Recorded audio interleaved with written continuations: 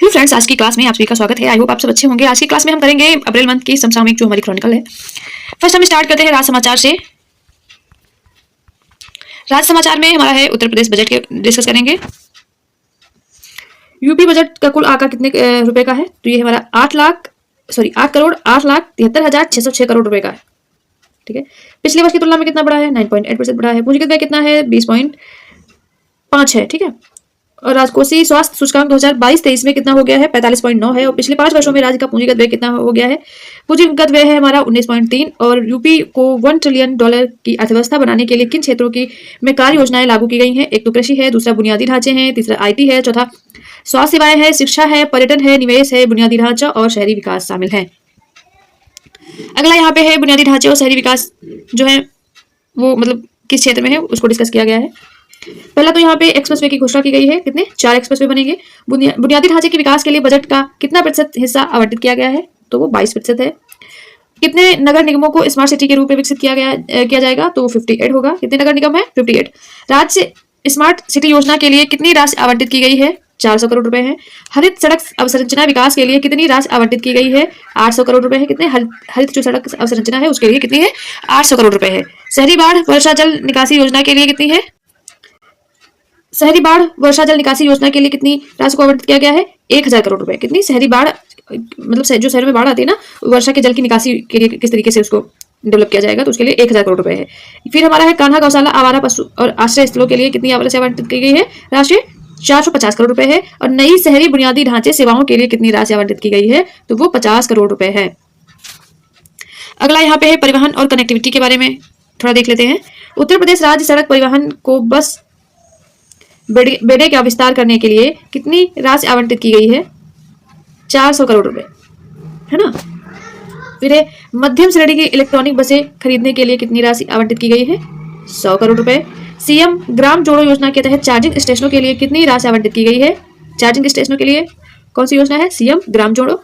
कितनी राशि है? 50 करोड़ रुपए है। ठीक है, अगला हमारा है शिक्षा और कौशल विकास। शिक्षा के लिए बजट का कितना प्रतिशत हिस्सा आवंटित किया गया है? 13%। कितना है? 13%।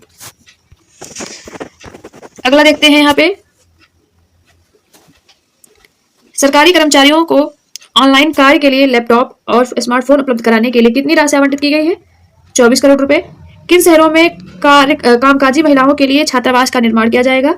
पहला किया जाएगा वाराणसी में, फिर होगा मेरठ, प्रयागराज, गोरखपुर। वाराणसी, मेरठ, प्रयागराज, गोरखपुर, कानपुर, झांसी और आगरा। कौन कौन है? वाराणसी, मेरठ, प्रयागराज, गोरखपुर, कानपुर, झांसी और आगरा, इन शहरों में कामकाजी महिलाओं के लिए छात्रावास का निर्माण किया जाएगा। अगला हमारा है अटल आवासीय विद्यालयों में प्रत्येक विद्यालय की छात्र क्षमता कितनी बढ़ाई जाएगी? प्रत्येक विद्यालय में जो छात्रों की संख्या कितनी हो जाएगी? 360 से 1000, मतलब कि 360 से 1000 जो है छात्रों की क्षमता जो अटल आवासीय विद्यालयों में बढ़ाई जाएगी। किन शहरों में विज्ञान पार्क, विज्ञान नगर और वेधशालाओं के लिए विकास की धनराशि आवंटित की गई है? तो विज्ञान पार्क कहाँ बनेगा? वेधशाला वाराणसी में बनेगा, आगरा में बनेगा। कितने रुपए की राशि है? 50 करोड़ रुपए की। कितनी है? 50 करोड़ रुपए की। अगला है स्वास्थ्य सेवा और सामाजिक कल्याण के बारे में देखते हैं। यहाँ पे स्वास्थ्य एवं चिकित्सा सेवाओं के लिए बजट का कितना प्रतिशत हिस्सा आवंटित किया जाएगा? 6%। अभी हमने एजुकेशन के लिए पढ़ा था, कितना था? एजुकेशन के लिए यहाँ पे पढ़ा था कितना है? 13%। ठीक है, 13% हो जाएगा आपका वहां पे, और यहाँ पे आपका हो जाएगा स्वास्थ्य के लिए हो जाएगा 6, याद रखिएगा।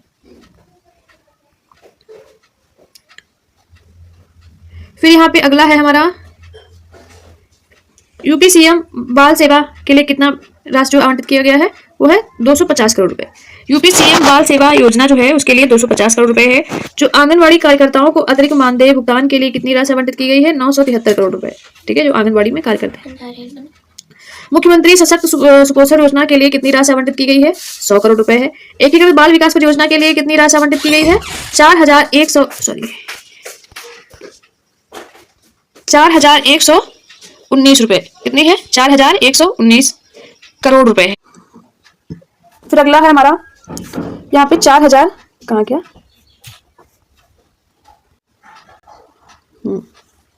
ये हमारा हो गया। उसके बाद हमारा है विधवा पेंशन भुगतान के लिए कितनी राशि आवंटित की गई है? 2980 करोड़ रुपए। मुख्यमंत्री कन्या सुमंगला योजना के लिए 700 करोड़ रुपए है।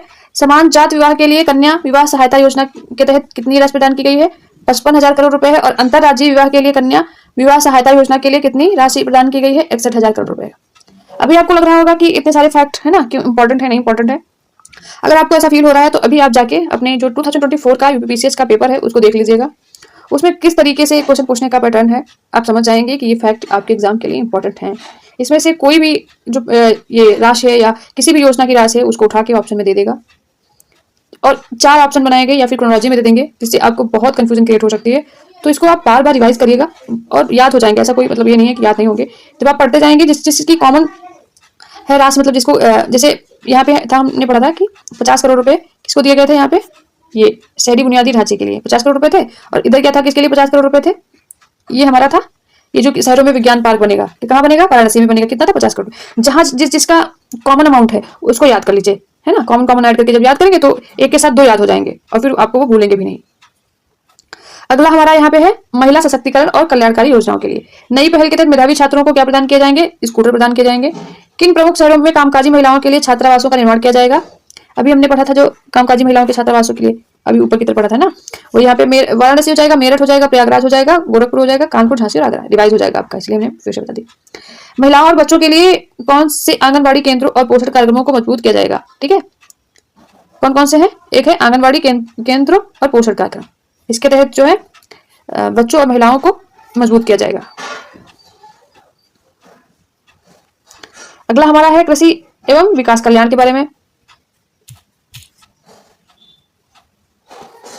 कृषि एवं संबद्ध सेवाओं के लिए बजट का कितना प्रतिशत आवंटित किया गया है? 11%।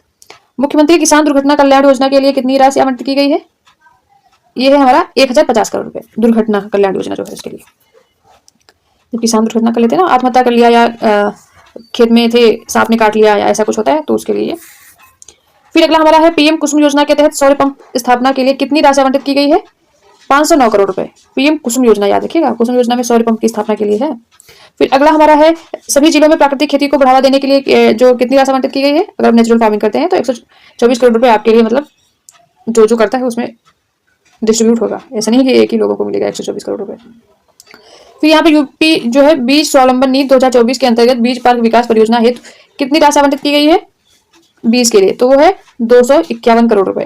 कृषि उत्पादकता वृद्धि योजना के लिए कितनी राशि आवंटित की गई है? 200 करोड़ रुपए, किसी कृषि उत्पादकता में वृद्धि के लिए। अगला है हमारा विश्व बैंक में सहायता प्राप्त यूपी एग्री एज परियोजना के लिए कितनी राशि आवंटित की गई है? 200 करोड़ रुपए। ठीक, फिर है रोजगार और एमएसएमई विकास, कितनी नई सरकारी योजनाएं, सरकारी नौकरियां सीधी भर्ती के लिए के जरिए भरी जाएंगी? रोजगार की बात हो रही है, मतलब बिना एग्जाम के जो सीधी भर्ती होगी वो कितनी पोस्ट होंगी उसकी? 92,919 करोड़ रुपए।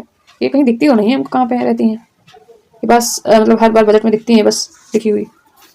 यूपी में कितनी एमएसएमई इकाइयों में रोजगार प्रदान किया जाएगा, सॉरी किया गया है?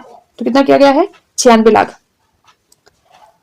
फिर है अगला हमारा है आवास एवं ग्रामीण विकास। पीएम आवास योजना के लिए कितनी राशि आवंटित की गई है? 4,882 करोड़ रुपए। कितनी? 4,882। इंपॉर्टेंट, बहुत इंपॉर्टेंट फैक्ट है ये। ठीक है, अगला हमारा है मुख्यमंत्री आवास योजना के लिए कितनी राशि आवंटित की गई है? 1200 करोड़ रुपए। कितनी? 1200 करोड़ रुपए। ये देखिए एक चीज मैं आपको बताती हूँ, कहाँ क्या, ये देखिए जब आपसे पूछे कि यहाँ पे मुख्यमंत्री आवास योजना कितना है? 1200 है। और जब 12 को आप ऐसे करके मतलब लॉजिक लगाइएगा कि 4 को जब इंटू करेंगे तो कितना आ जाएगा? 4800 आ जाएगा, है ना। तो 4800 आपका इधर ये जो है एक कॉमन फैक्ट है कि 4800 था, है ना, तो ऐसे याद कर लीजिएगा। अगला हमारा फैक्ट है प्रधानमंत्री ग्राम सड़क योजना के तहत सड़क के रखरखाव के लिए कितनी राशि आवंटित की गई है? कितनी है?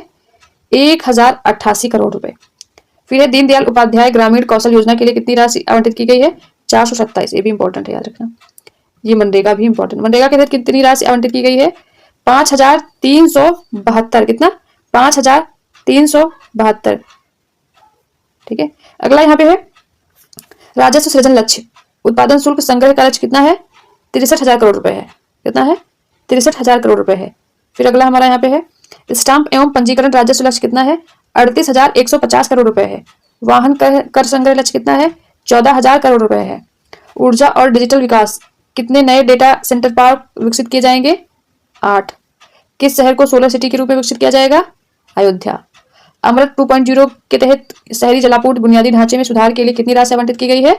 अमृत 2.0 योजना, याद रखना, यह है 4100 करोड़ रुपए। कितनी है? 4100 करोड़ रुपए।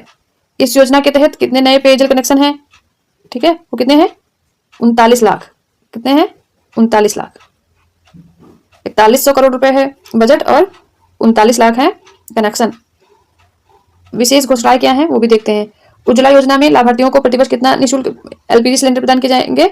2 निःशुल्क मिलेंगे। फिर स्मार्ट सिटी मिशन के लिए कितनी राशि आवंटित की गई है? 400 करोड़ रुपए। नए शहरी विकास कार्यक्रमों के लिए कितनी राशि आवंटित की गई है? 50 करोड़ रुपए। कितनी? 50 करोड़ रुपए।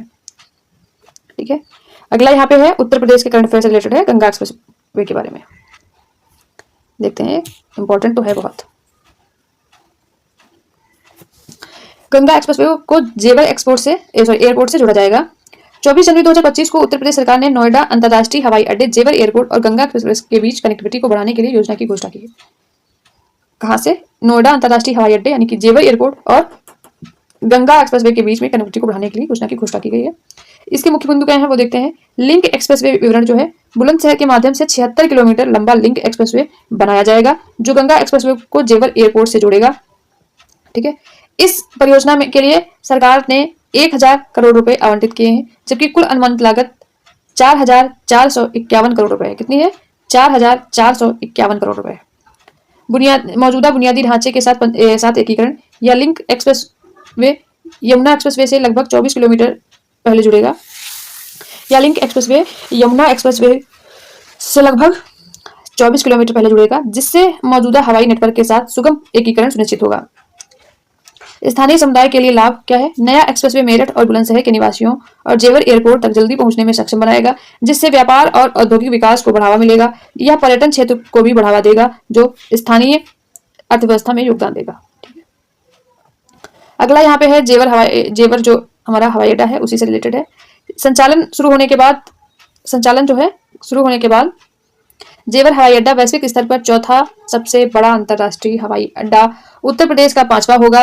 इसे ज्यूरिख एयरपोर्ट इंटरनेशनल एजी द्वारा विकसित किया जा रहा है। याद रखिए किसके द्वारा? ज्यूरिख। और इसमें अत्याधुनिक MRO सेवाएं जो हैं वो प्रदान की जाएंगी। कौन प्रदान की जाएंगी? MRO सेवाएं। फिर है गंगा एक्सप्रेसवे का अवलोकन। 594 किलोमीटर लंबे गंगा एक्सप्रेसवे भारत में दूसरा सबसे लंबा है, जो कि 12 जिलों के माध्यम से पूर्वी और पश्चिमी उत्तर प्रदेश को जोड़ता है। इसका उद्देश्य मेरठ प्रयागराज के बीच यात्रा में जो लगने वाला समय है उसको कम करना है, जो उत्तर प्रदेश के आधुनिकीकरण प्रयासों का प्रतीक है।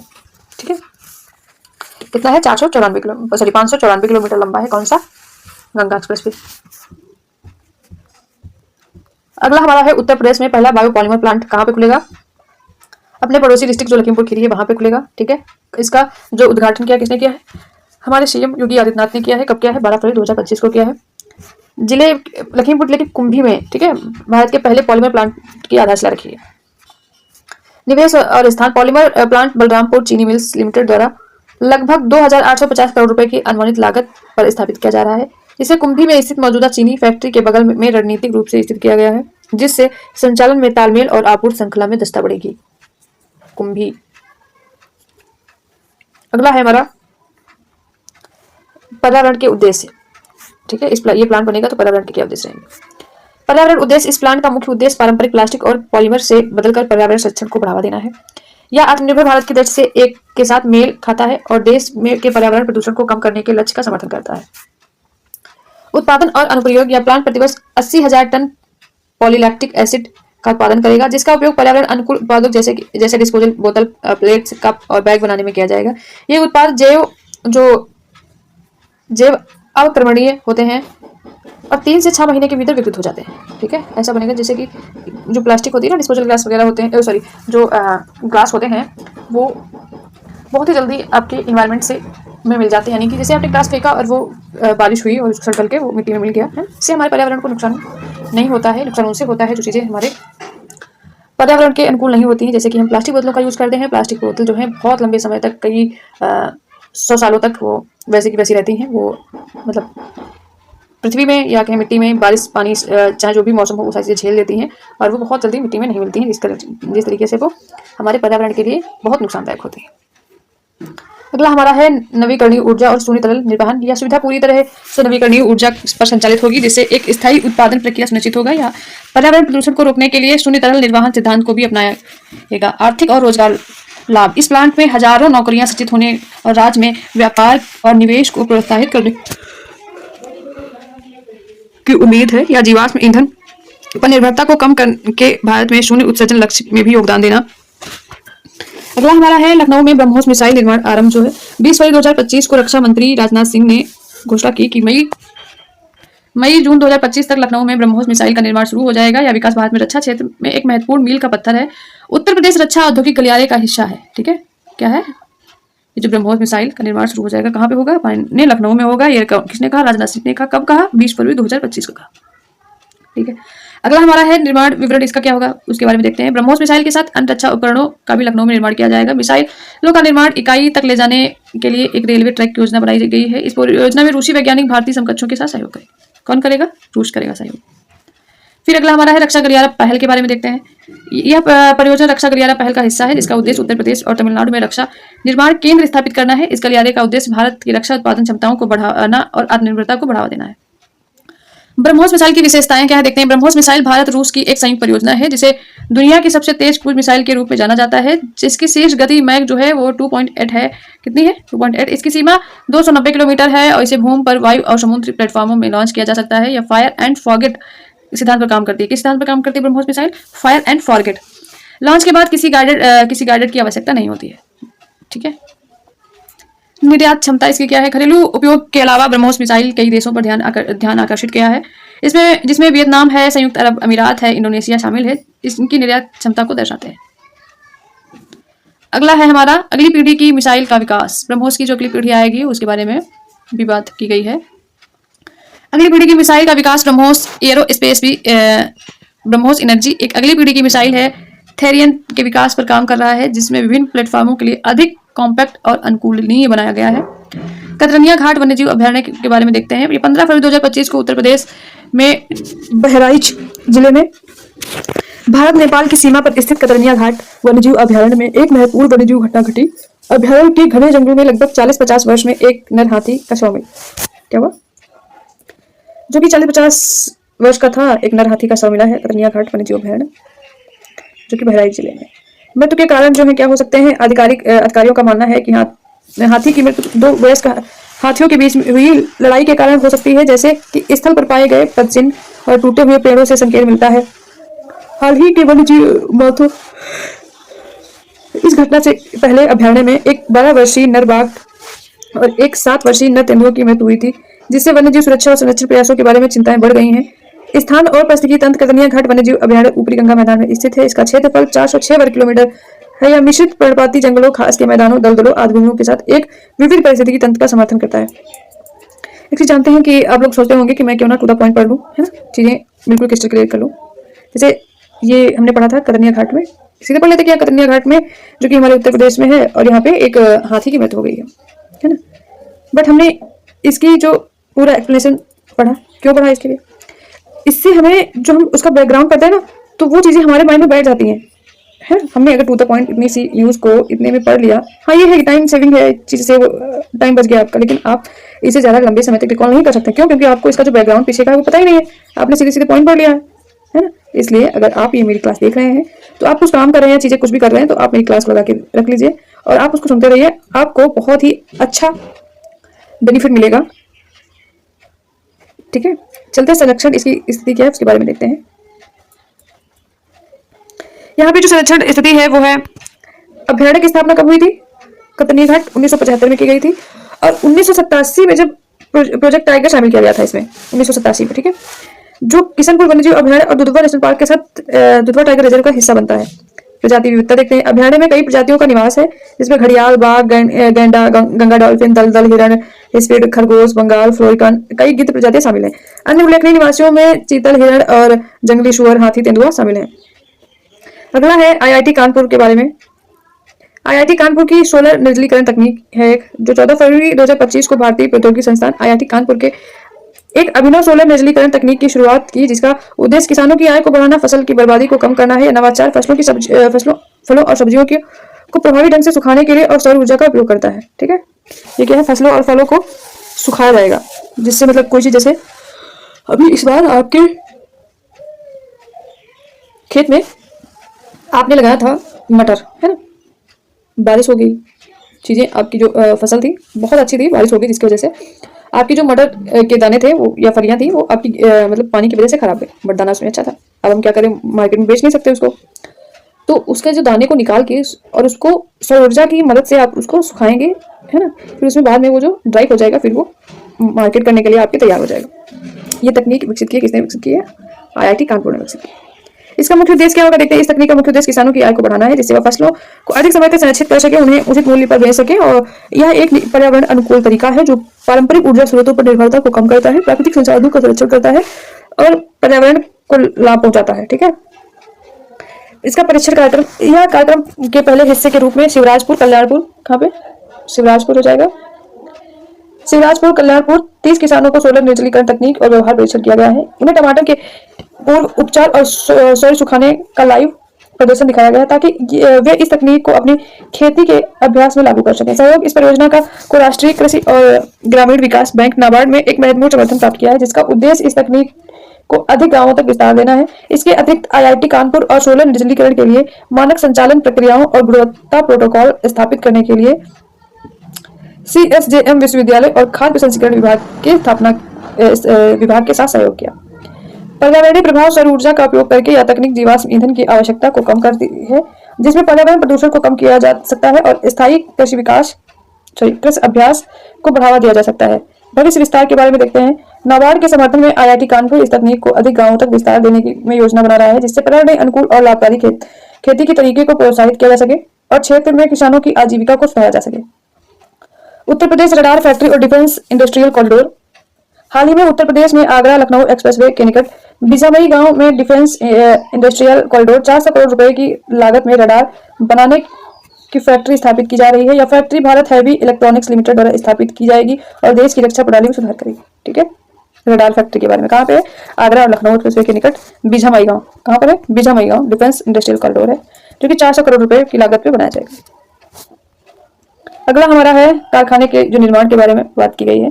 निर्माण या फैक्ट्री 600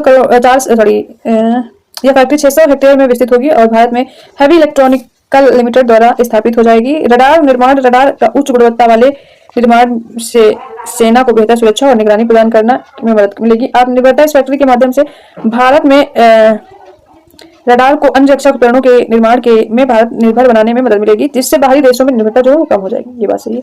डिफेंस इंडस्ट्रियल कॉरिडोर क्या होता है, इसके बारे में देखते हैं। इसका उद्देश्य क्या है?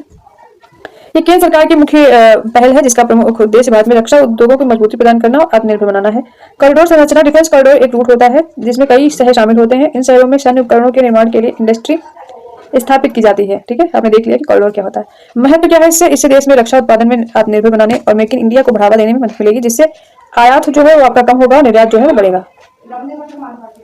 उत्तर प्रदेश डिफेंस जो इंडस्ट्रियल कॉरिडोर UPDIC स्थान यानी कॉरिडोर उत्तर प्रदेश में 6 शहरों अलीगढ़, आगरा, झांसी, चित्रकूट, लखनऊ में स्थापित किया जा रहा है। निवेश और रोजगार। इस कॉरिडोर में 25,000 करोड़ रुपए से अधिक निवेश की घोषणा की गई है, जिसमें लगभग 40,000 जो नए रोजगार जो है वो रोजगार के अवसर पैदा होंगे। प्रमुख कंपनियां इसमें कौन है? अदानी डिफेंस एरोस्पेस है, ठीक है, ब्रह्मोस एरोस्पेस है, टाटा टेक्नोलॉजीज है, भारत डायनोमिक्स लिमिटेड है, जैसी प्रमुख कंपनियां शामिल है। अगला हमारा है बिहार करंट अफेयर, जो कि हमारे यूपी एग्जाम के लिए इंपॉर्टेंट रही है, तो हम इसको नहीं करेंगे। ठीक है, राजस्थान और झारखंड के बारे में ये क्या है? करंट अफेयर है, जो कि यहाँ पे आपका दे रखा है। इंपॉर्टेंट न्यूज है, ये आपको पूछी जा सकती है। गैर कानूनी और धर्म परिवर्तन पर रोक लगाने हेतु विधेयक पेश किया गया है। कहाँ पेश किया गया? राजस्थान में। गैर कानूनी रूपांतरण की परिभाषा। ठीक है, गैर कानूनी रूपांतरण को उन रूपांतरों के रूप में परिभाषित करता है जो दबाव, बल प्रलोभन, धोखाधड़ी या विवाह के माध्यम से प्रेरित होते हैं। सबूत का बोझ। विधेयक रूपांतरण का कारण बने व्यक्ति को सबूत का बोझ डालता है, जो निर्दोषता की अनुमान की अवधारणा को उलट देता है। कड़ी सजा। विधेयक जो गैर सरकारी रूपांतरों में शामिल व्यक्तियों के विभिन्न प्रकार की सजा, जिसमें कारावास और जुर्माना शामिल है, या प्रावधान करता है, जिसमें नाबालिगों, महिलाओं और अनुसूचित जाति, अनुसूचित जनजाति व्यक्तियों को लक्षित किया गया है। लक्षित करने वाले रूपांतरणों के लिए कड़ी सजा शामिल है। स्वैच्छिक रूपांतरणों का नियमन स्वैच्छिक रूपांतरणों के लिए एक जटिल प्रक्रिया को निर्वाह करता है, जिसमें अधिकारियों को पूर्व सूचना जिला मजिस्ट्रेट के समक्ष अनिवार्य उपस्थित शामिल है। चिंताओं का समाधान सरकार में विधेयक के लिए प्राथमिक प्रेरणा के रूप में भोले भाले व्यक्तियों, विशेष रूप से कमजोर समुदाय रूपांतरण को रोकने की आवश्यकता का हवाला दिया। अगला है यहाँ पे, ठीक है, सरना धर्म कोड। ये क्या है, इसको देखते हैं। आदिवासियों की मांग और इसका महत्व। हाल ही में सरना कोड को लेकर झारखंड के आदिवासी समुदाय में मांग उठ रही है, जिसका उद्देश्य है जनगणना में आदिवासियों के धर्म के लिए एक अलग कॉलम बनाना है। ठीक है, यह मांग पिछले कई वर्षों से उठाई जा रही है, खासकर झारखंड, उड़ीसा, छत्तीसगढ़ और पश्चिम बंगाल में। इसके मुख्य बिंदु क्या है? सरना धर्म होता क्या है? सरना धर्म एक प्रकृति पूजक विश्वास है, जिसमें भारत में कई जनजातीय समुदायों द्वारा अपनाया गया है। यह मुख्य रूप से उड़ीसा, झारखंड, बिहार, पश्चिम बंगाल और असम जैसे आदिवासी क्षेत्रों में केंद्रित है। सरना धर्म की विशेषताएं क्या है? सरना धर्म जल, वन, जमीन सहित प्रकृति की पूजा की जाती है। आदिवासी वनों की रक्षा में विश्वास रखते हैं और पेड़ों और पहाड़ों की पूजा करते हैं। वे मूर्तियों की पूजा नहीं करते और वन व्यवस्था का पालन नहीं करते। सरहुल की बात करते हैं। सरहुल क्या होता है? सरहुल त्योहार जो है वो सरना धर्म में सरहुल त्योहार मनाया जाता है, जो नए साल का त्योहार है और पेड़ों में फूल लगने का प्रतीक है। जनगणना में अलग कार्यक्रम की मांग। आदिवासी समुदाय की मांग है जनगणना में अन्य धर्मों की तरह सरना धर्म के लिए भी एक अलग कॉलम होना चाहिए।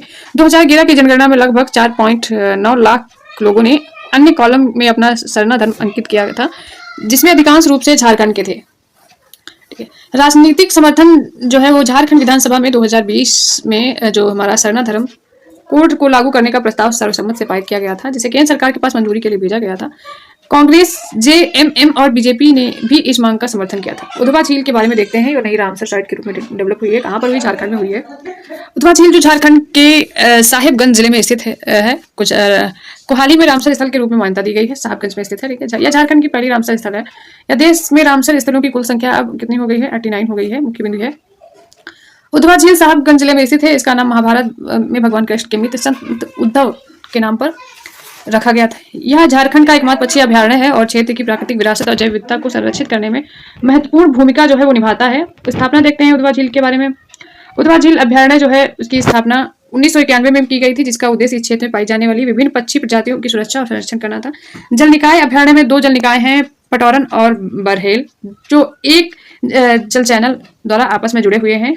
पटौरन तुलनात्मक रूप से एक स्वच्छ जल निकाय है। रामसर जो अभिसमय है उधवा झील स्थल के रूप में मान्यता देने से इसके संरक्षण को प्रबंधन में सुधार होगा, जिससे इसकी जो पारिस्थितिकी सेवाओं में लाभ बढ़ेगा। वैश्विक महत्व के बारे में देखते हैं। रामसर स्थल का उद्देश्य अंतर्राष्ट्रीय महत्व और आर्द्र भूमियों को संरक्षण करना है, जो जैव विविधता के लिए महत्वपूर्ण होते हैं और जलवायु परिवर्तन को कम करने में मदद करते हैं। रामसर स्थलों की सूची में नए नाम हैं। रामसर स्थल में उधवा झील के अलावा सिक्किम की खेचे ओपलरी वेटलैंड और तमिलनाडु के सकरा कोट्टई और थरथंगल पक्षी अभयारण्य को भी रामसर स्थलों में शामिल किया जा रहा है। उधवा हो गया आपके झारखंड का, और सिक्किम में हो गया खेचे ओपलरी। क्या हो गया? खेचे ओपलरी वेटलैंड। तमिलनाडु के 2 हैं, एक है सकरा कोट्टई और दूसरा है थरथंगल पक्षी अभयारण्य। अगला है यहाँ पर राज्यवार विवरण।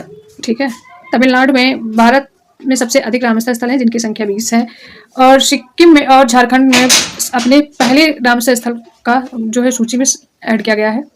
वैश्विक रैंकिंग भारत में एशिया में सबसे अधिक रामसर स्थलों वाले देश विश्व स्तर में तीसरे स्थान पर है। कौन है? तीसरे स्थान पर है, जिसके बाद यूनाइटेड जो किंगडम है उसमें 176 है और मैक्सिको में 144 है। पहले आ जाएगा यूके, उसके बाद मैक्सिको और तीसरे नंबर पर अपना भारत आ जाएगा।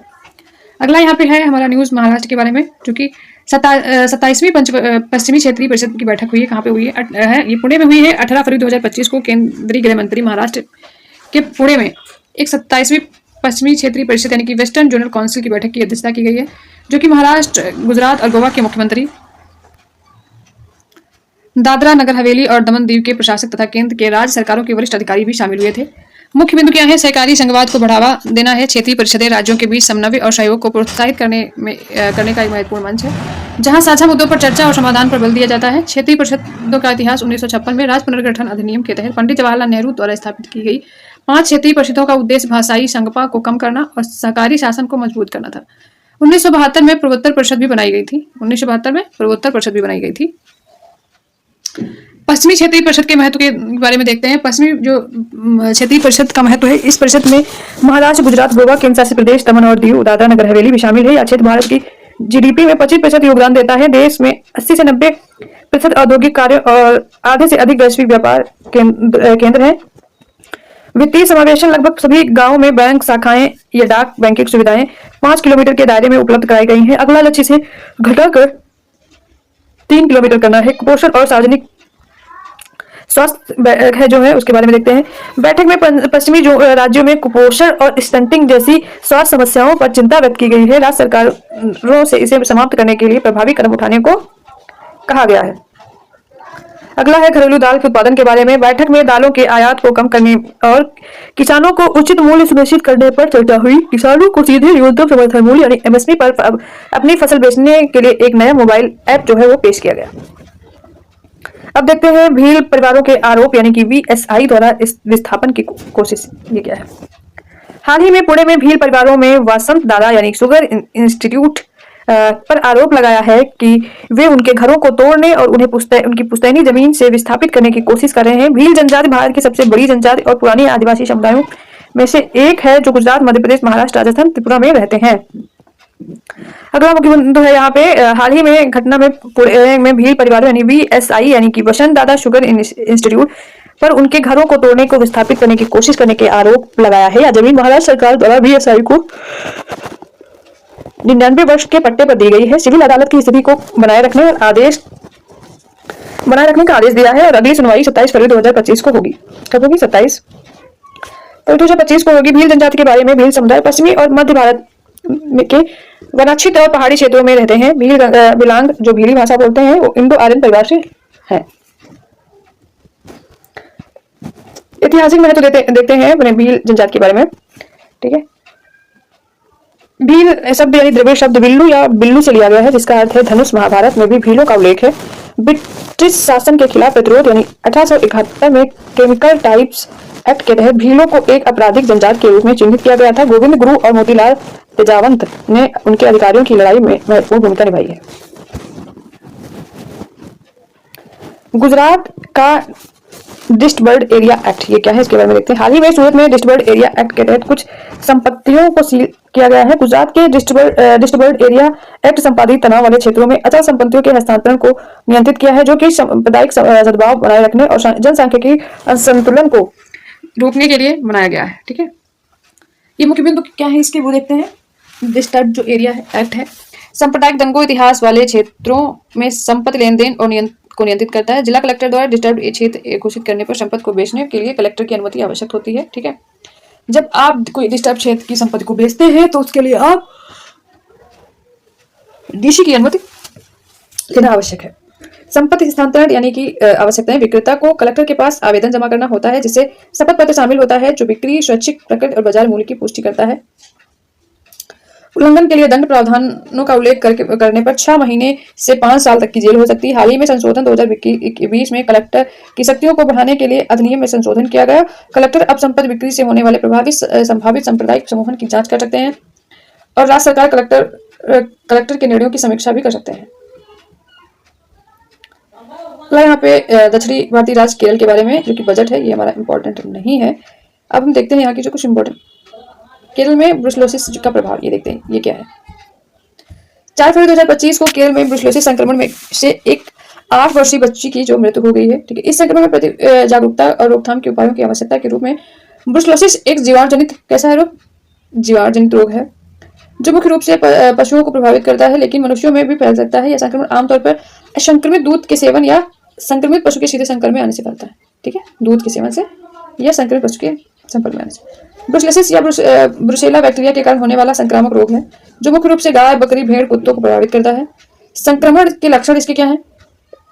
बुखार है, कमजोरी, वजन का कम होना। सामान्य अवस्था लक्षण आमतौर पर 2 से 4 सप्ताह में विकसित होते हैं जिससे गलत निदान या इलाज में देरी हो सकती है। अगला हमारा है राष्ट्रीय परिदृश्य। ठीक है, जिसे हम अगले वीडियो में करेंगे। ठीक है, अगर आपको हमारा ये एक्सप्लेनेशन अच्छा लगता है तो प्लीज हमारे वीडियो को लाइक करें, दोस्तों के साथ शेयर करें। मिलते हैं नेक्स्ट वीडियो, बाय बाय। जब आप ऐसे एक्सप्लेनेशन के साथ चीजें पढ़ेंगे तो आप भूलेंगे नहीं। अगर आप टू द पॉइंट पढ़ेंगे तो भूलने के बहुत ज्यादा चांसेस है। बाकी आप जैसा आपको सही लगे वहां से पढ़ सकते हैं, बट पढ़िए जरूर। थैंक यू, मिलते हैं नेक्स्ट वीडियो में, बाय बाय।